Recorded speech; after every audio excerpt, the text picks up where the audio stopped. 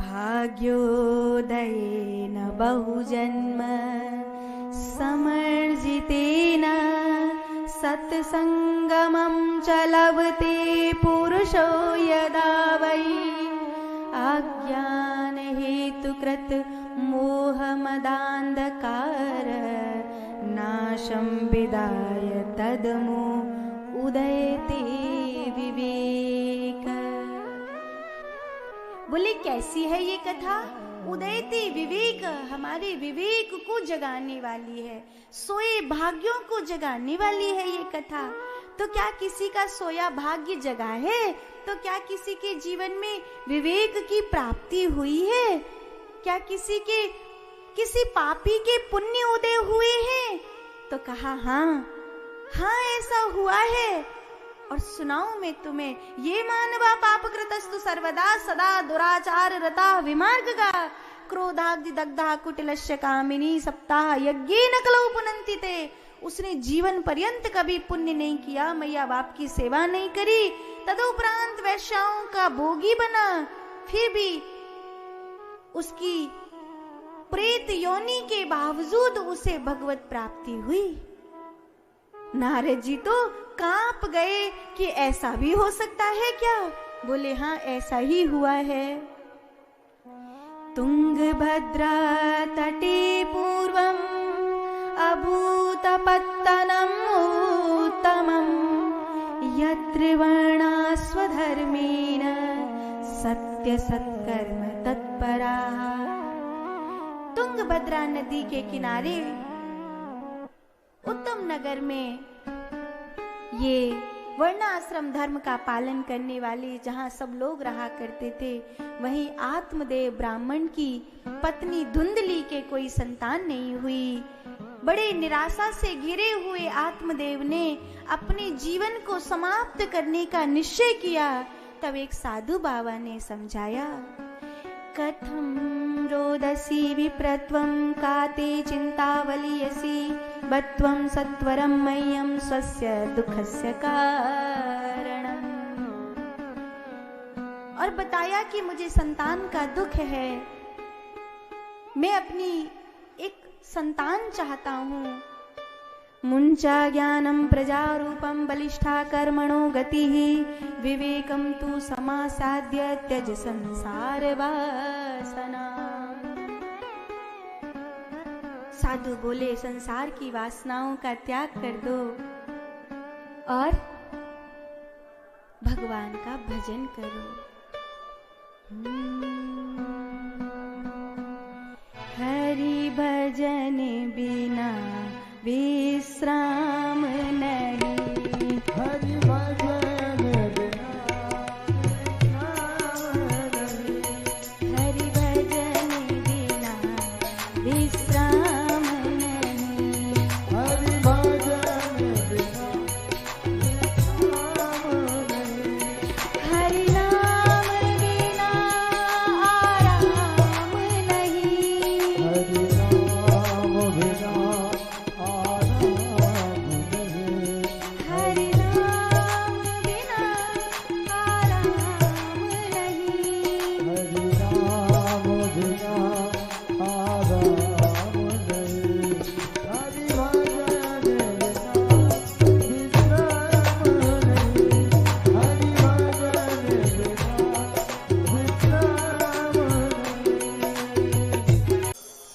श्री सूत जी कहते हैं, मुनि श्रेष्ठ, ये जो मंगलमयी गाथा है सनत कुमार नारद जी को बताते हुए धुंधकारी मुक्ति की कथा कहने लगे। और ये कोई दूसरा धुंधकारी हो ऐसा नहीं, भैया हमारो मन ही धुंधकारी है। जाते बड़ा धुंधकारी कोई होगा जी, हमारो मन सबसे बड़ा धुंधकारी है। साधु बाबा ने तो कहा कि भगवान का भजन करो, लेकिन आत्मदेव ने कहा मुझे तो बेटा चाहिए बेटा। साधु बाबा ने जो फल दिया वो फल आत्मदेव ने धुंधली की गोदी में डाला और धुंधली ने गऊ को खिला दिया। कई महात्मा वृंदावन के आचार्य, बड़े बड़े आचार्य ये मानते हैं कि वो कोई गऊ माने वो कोई बहुत सीधी सादी दासी है। तो कई बार जैसे कहते बहुत सीधा साधा व्यक्ति है तो उसको कहते हैं गऊ जैसा है। तो फल तो गऊ को मिल गया और धुंधली ने चालाकी करी। और भैया जितनी जो चालाकी करेगा वह उतनी ही चपत भगवान की ओरते लगेगी। क्योंकि यह संसार को नियम है, यह संसार को नियम है कि सच्चे को सदा भलो, सच्चे को सदा भलो। जो सीधो साधो है बाको काम। धुंधली ने चालाकी करी और छोरा ही बदल दियो। मुंह बोली अपनी एक सहेली को छोरा लेके आत्मदेव को बतायो कि जे मेरे ही भयो है। आत्मदेव तो बड़े राजी भये कि मेरो नाम आत्मदेव है, जाको नाम परमात्म देव रख दूंगो। लेकिन अभी फल दिए तो 8 ही महीना भये, जे 8 मासों ही कैसे है गयो। तो 8 मास से बालक की थोड़ी पूजा करवानी पड़े है। मूलन में पैदा होए, ऐसो कछु ग्रह नक्षत्र खराब है जाए, मंगली पंगली हो तो पूजा करवानी पड़े। तो 8 मासे की भी पूजा करवाई। तो पूजा भाई तो कछु चेहरा पे मलिनता है, ब्रह्म तेज नहीं है। बाकी चेहरा पर ब्रह्म तेज नहीं है, ये देखकर बड़ी निराशा होती है। क्योंकि संत जब कोई प्रसादी देता है, आप किसी बालक को देखना जो संतों के आशीर्वाद से, गुरुओं के आशीर्वाद से, किसी मंदिर मठ की देहरी की धूर से भयो भयो होए, वह बालक की छवि अलग ही होती है, बाकी तेजस्विता अलग होती है।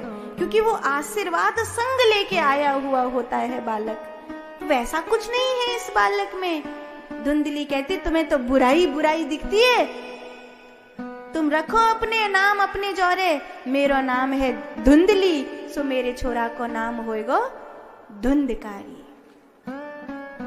इधर 1 महीना पीछे गऊ ने सुंदर बालक को जन्म दिया, नाम रखो गयो गोकर्ण। बाकी चेहरा पर ब्रह्म तेज है, बाको मुखमंडल ही बतावे है कि जे तेजस्वी, ये कोई सिद्ध है, ये कोई आशीर्वाद लिए भय है। हर व्यक्ति के पास, ये चर्चा हमने पहले भी करी थी, अपना एक ओरा होता है जो बताता है कि ये साधु है और ये शैतान है। ये मुख बोलता है। तो वो जो गोकर्ण है, गोकर्णो पंडितो ज्ञानी धुंधकारी महाखल। गोकर्ण तो पंडित ज्ञानी हुए और धुंधकारी महाखल हुआ। श्री सूत जी शौनकादि मुनियों से और सनत कुमार नारद जी से कहते हैं, आत्मदेव अपने पुत्र की ये दशा देख देख अत्यंत रोते रहते, बुढ़ापे में अश्रु। गोकर्ण जी कहते हैं, जिस पिता के बालक बड़े हो जाएं, उस बूढ़े बाप की आंख में आंसू शोभा नहीं देते। उन बालकों पर धिक्कार है जिसके पिता को रोना पड़े। कोठियों को ऊंचा देख, आसियाना अमीरों का मत समझ लेना। कोठियों को ऊंचा देख, आसियाना अमीरों का मत समझ लेना। जिस घर से बड़े बुजुर्गों की मुस्कुराहट की आवाज आती हो, समझ लेना ये अमीरों का घर है। समझ लेना ये अमीरों का घर है। सबसे बड़ा अमीर कौन है? दुर्भाग्य है हमारा कि हमारे पिता को रोना पड़े। अहो भाग्यम असार खलु संसार। ये असार संसार में हमसे ऐसा क्या हुआ जो हमारे पिता को रोना पड़े। आत्मदेव ने तो धुंधकारी को ही अपना बेटा माना है, इसीलिए रोना पड़ रहा है। काश गोकर्ण को अपना बेटा माना होता। गोकर्ण को तो सबने पराया माना है और आज गोकर्ण जी ही समझा रहे हैं। आज बूढ़े पिता के हाथ को पकड़कर धैर्य बंधाते हुए गोकर्ण जी बोले, देहे स्तिमां सरुधरे अभिमतिं तजत्वयं जाया सुतादिषु सदा ममता विमुञ्च पश्यामि सां जगदिदं क्षणभङ्गनिष्ठं वैराग्य राग रसिको भव भक्तिनिष्ठम्। ऐसा कहा उन्होंने कि इस देहाभिमान को छोड़ दो और भगवान से प्रीति करो। न कोई पुत्र है, न कोई पिता है, सब संसार के नाते हैं और सब संसार में ही मिट जाएंगे। रिश्ते नाते सब संसार के हैं। जब हम यहाँ से चले जाएंगे तब कोई हमारे साथ नहीं जाएगा, इसीलिए मिट जाएंगे। रिश्ते नाते सब संसार के हैं। जब हम यहाँ से चले जाएंगे तब कोई हमारे साथ नहीं जाएगा, इसीलिए प्रेम सबसे करो पर मोह किसी से भी मत करो।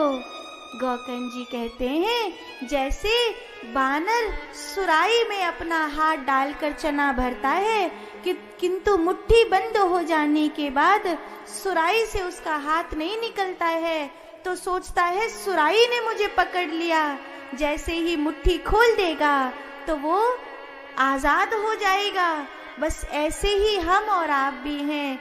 हम सोचते हैं संसार ने हमें पकड़ा है, पर वस्तुतः हमने ही संसार को पकड़ा है। हम संसार को छोड़ देंगे तो बात बन जाएगी, छोड़ेंगे कैसे? क्योंकि संसार तो छूटता नहीं है, कर्तव्य तो निभाने ही पड़ेंगे। तो बोले सर्वधर्मान परित्यज्य मामेकं शरणं भज अहम त्वा सर्व पापेभ्यो मोक्षयिष्यामि मा शुचः। तू सब ओर से सब धारणाओं को मिटाकर मेरी शरण ले ले, मैं तुझे मुक्त कर दूंगा। इसका अर्थ ये थोड़ी है कि अर्जुन ने युद्ध नहीं किया, इसका अर्थ ये भी नहीं है कि अर्जुन ने अपने कर्म नहीं किए, लेकिन भगवान का होकर किए। बस यही गौकर्ण जी आत्मदेव को समझाने लगे और आत्मदेव को बात समझ में आ गई। आत्मदेव वहां से चले गए और उन्होंने तीर्थों में यात्रा करते हुए हरिद्वार में अपने शरीर को पूरा किया। गौकर्ण जी भी जहाँ तहाँ विचरण करते हुए तीर्थों में यहाँ से तो चले गए, धुंधकारी माँ के गहने नोच नोच कर वेश्याओं को देने लगा। जीवन भर आपने जिसका साथ दिया हो, आखिरी में वो आपका साथ छोड़ दे तो कैसा लगेगा? टूट गई धुंधली, मैंने पति की नहीं सुनी कभी। गौकर्ण जैसे प्यारे पुत्र को मैंने कभी प्रेम भरी नजर से नहीं देखा। किस लिए कि तू मेरा बेटा है, पर हो तू तो मेरा पुत्र है ही नहीं।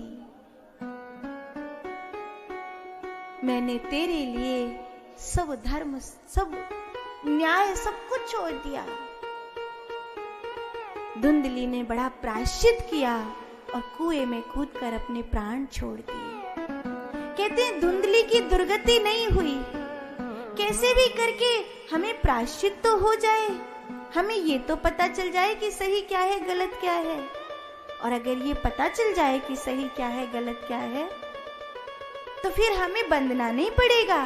फिर हम बंधन में रहें भी, हमें एक बार पता चल जाए कि ये लोग बुरे हैं, ये लोग ठग हैं, तो भले उन लोगों के बीच में ही क्यों ना रहना पड़े, पर हम कोई ठगे जाएंगे?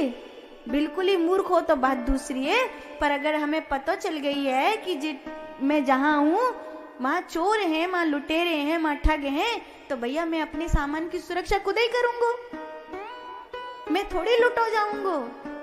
बस ऐसे ही जे पतो चल जाए कि संसार और परमात्मा में ते मुकु परमात्मा को होकर जीनो है और संसार में जीनो है, पर होके परमात्मा को जीनो है, तो बस सोई बात बन गई। इतनी सी बात है।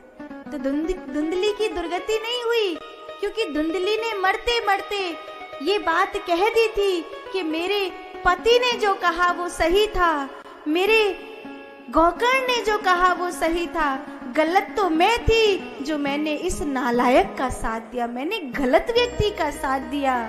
धुंधकारी जब वैश्याओं के संग रमण कर रहा था तब धुंधली ने कहा था, हो ना हो तूने माँ के प्रेम को ठुकराया है, जिन वैश्याओं के लिए वही वैश्याएं तेरी मृत्यु का कारण बनेंगी।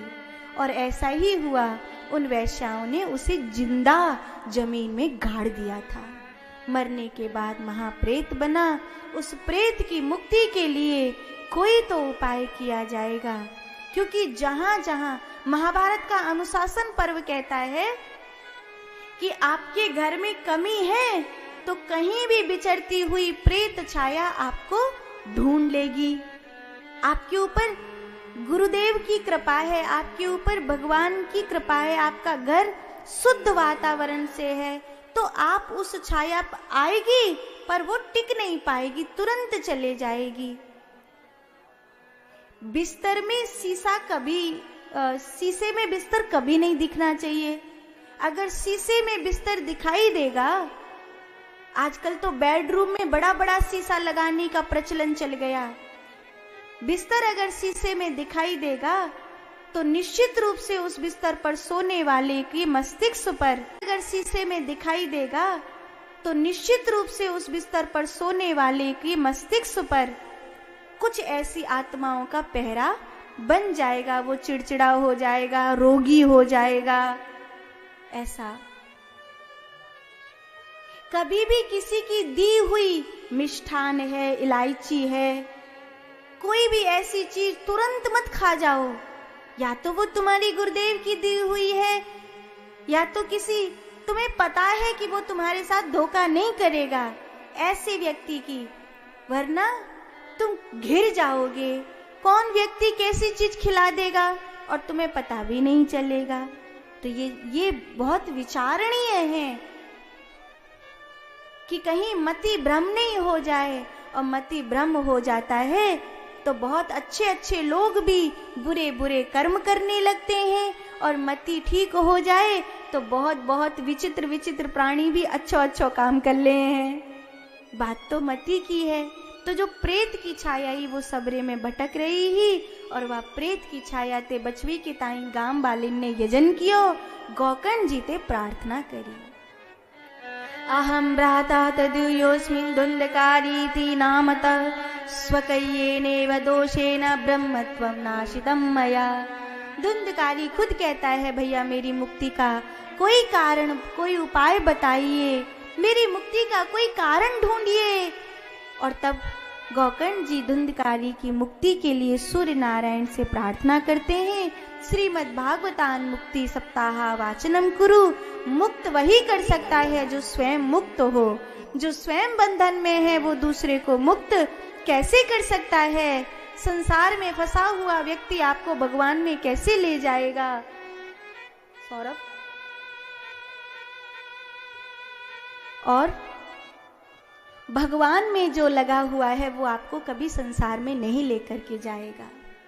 गौकर्ण जी ने वहां पर एक व्यासपीठ की स्थापना करी, और वहां धुंधकारी के लिए हरा बांस लगाया गया जिसमें धुंधकारी बैठ सके, और कथा आरंभ हुई। पितृ कलश की स्थापना करी गई, और ऐसे में पूरा गांव जुट गया। क्योंकि जब भी कथा होती है किसी एक व्यक्ति की नहीं होती, वो बहुत सारी शक्तियों की मुक्ति का कारण बनती है। बहुत सारी शक्तियों की मुक्ति का कारण बनती है। इसलिए जब हमें पता पड़े कि भगवान की कथा हो रही है, तो या तो सहयोगी बनो, और सहयोगी नहीं बन सको तो कम से कम विक्षेप तो मत डालो, इतना तो नहीं करो। सहयोगी है वो ऋषि है, कुछ नहीं करता, ठीक है। महात्मा जो होगा वो सहयोगी करेगा, लेकिन जो न सहयोग करता न विक्षेप करता साधारण जीव है। लेकिन जो सहयोग भी नहीं करता, शांत भी नहीं रहता, विक्षेप करता, वो तो असुर है। कम से कम विक्षेप तो मत करो। अन्येव बहवो सन्ति श्रोतारो मम निर्मला आनीतानि विमानानि न तेषां युगपत् कथा। तो कथा तो सबने सुनी है। गौकर्ण जी कहते हैं, क्या अकेले धुंधकारी की मुक्ति होगी? धुंधकारी की आंखों में आंसू भरे हैं। 7 दिन की कथा सुनी है। धन्यं भागवती वार्ता प्रेत पीड़ा विनाशिनी सप्ताहो अपि ते धन्य कृष्ण लोक फलप्रद। धन्य है भागवत की कथा। जो कृष्ण लोक प्राप्त कराने वाली है। ऐसी कथा जिसको मिले, मुझ जैसे प्रेत की मुक्ति हो गई तो किसकी मुक्ति नहीं हो सकती। अवश्य पौने के बाद शुरू करना, अवश्य ही